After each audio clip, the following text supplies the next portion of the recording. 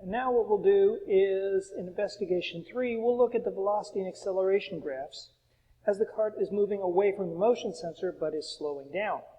The fan is blowing towards the motion sensor in order to push the cart towards the motion sensor. Now, when I push it, the cart will start to slow down once it's released.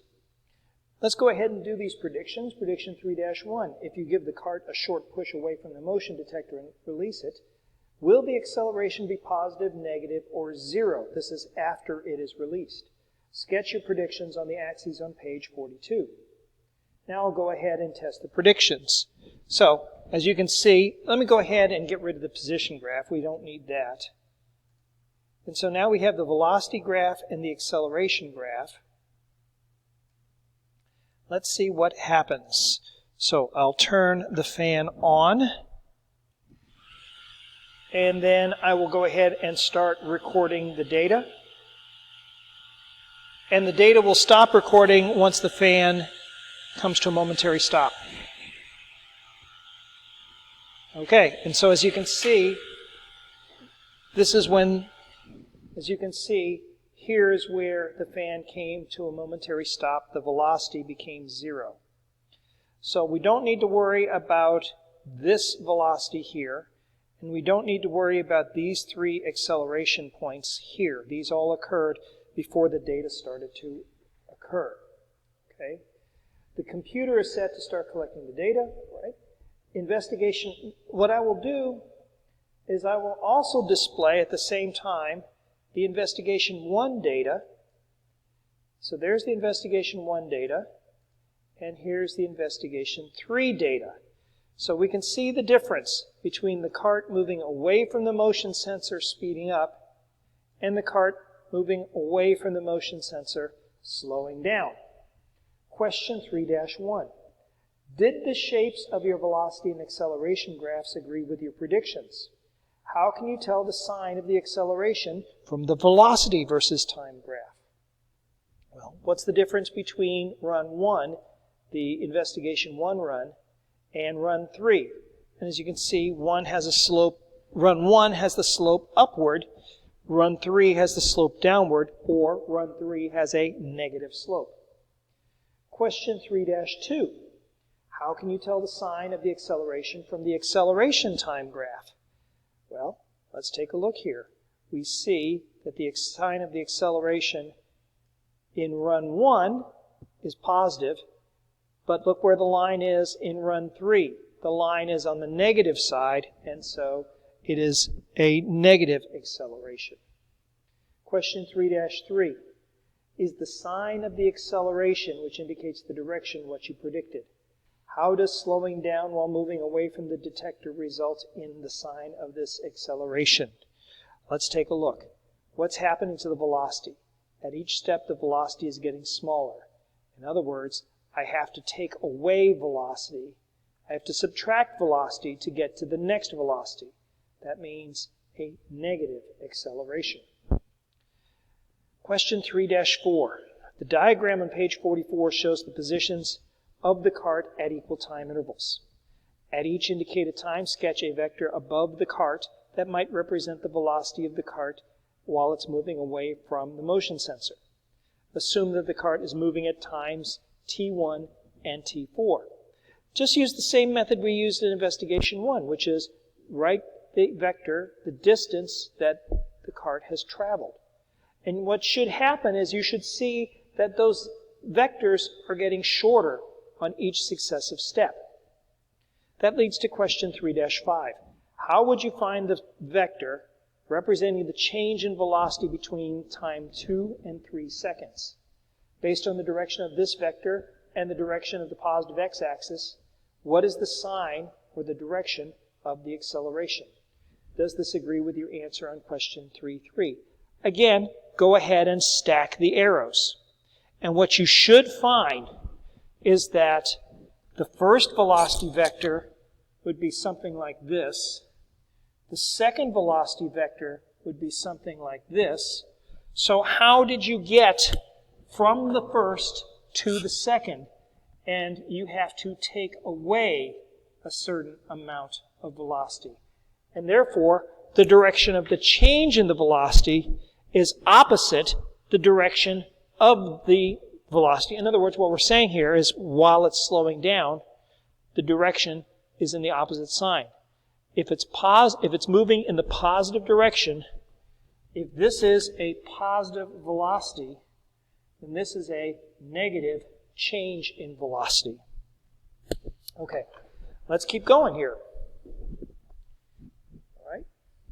Question 3-6, based on your observations of this lab, state a general rule to predict the sign of the acceleration if you know the sign of the velocity and whether the object is speeding up or slowing down.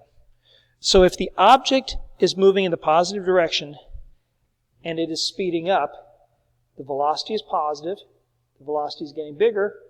What's the acceleration going to be? We see down here at run 1, the acceleration is positive. Here, the velocity is positive, which means it's moving away from the cart, moving away from the motion sensor, and it is slowing down.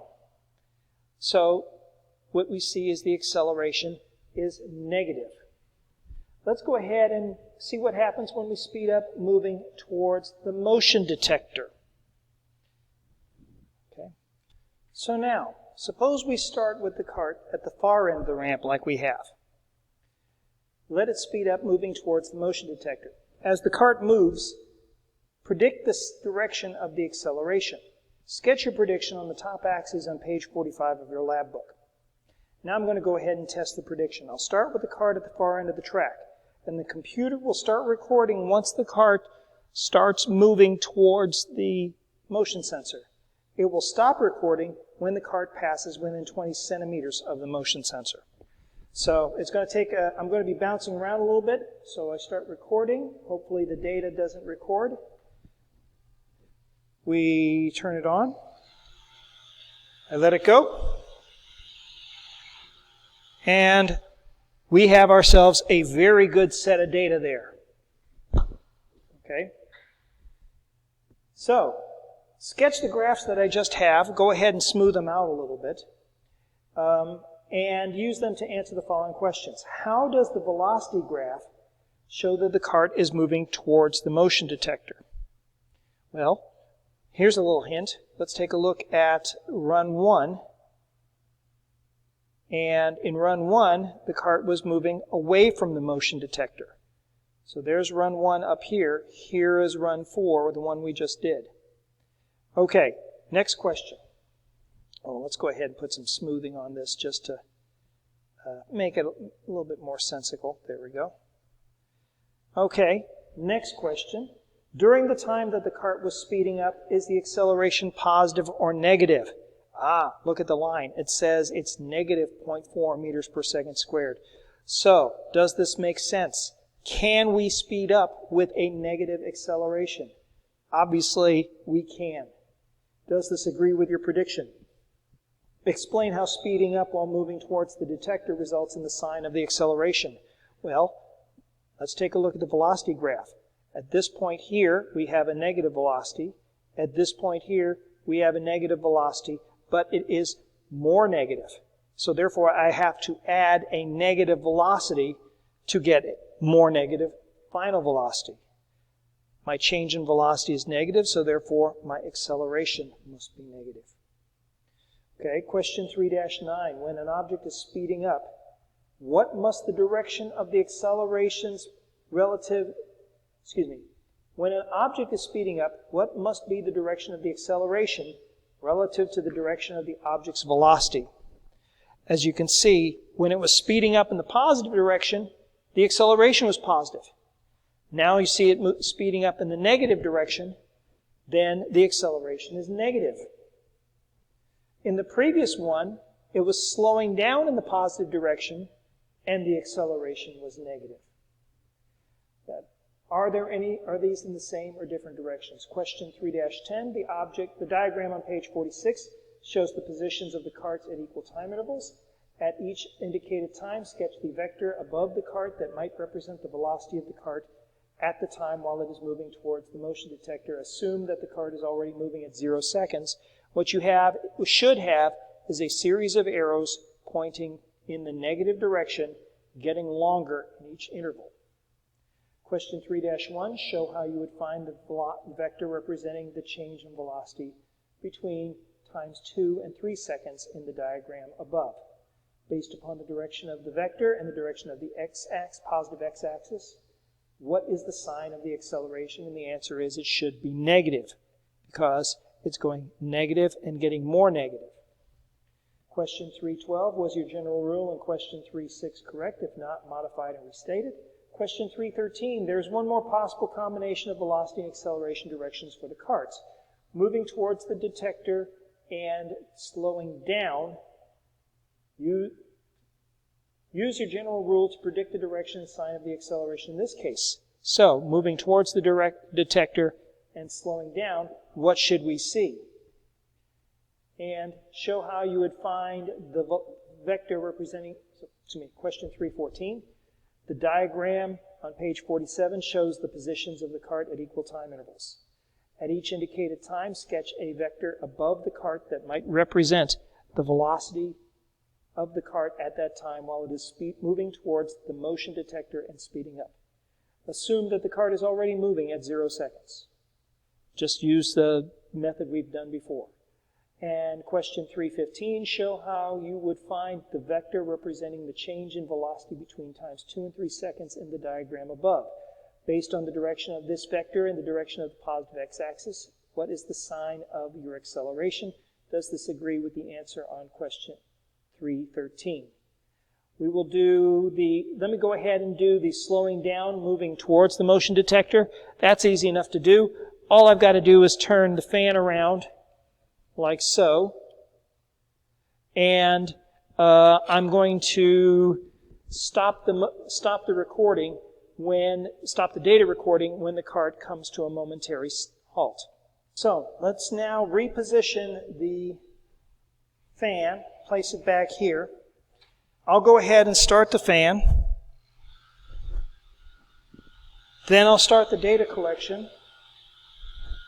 The data collection will not start until the cart starts moving, and it'll stop when the cart comes to a momentary stop.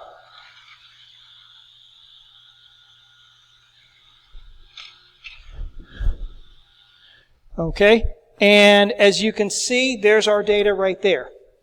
And what we see here is the velocity is negative, but because it is slowing down, it is becoming less negative. We have and the slope of this velocity line, well, the slope of this velocity line is positive, and so therefore our acceleration is going to be positive, which is a bit unusual. So is it possible to have a negative velocity and I'm sorry about that. Let's try it again.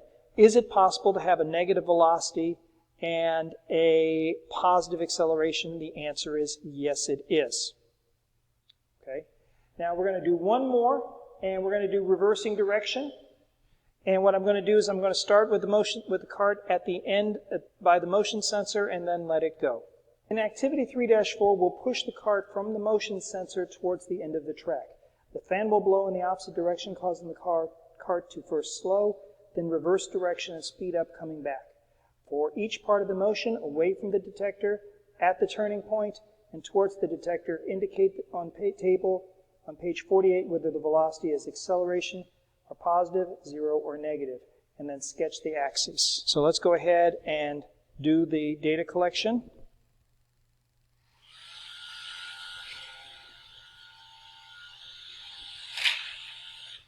All right, so as you can see, we have a constant velocity, a constant slope negative, which means we have a constant negative.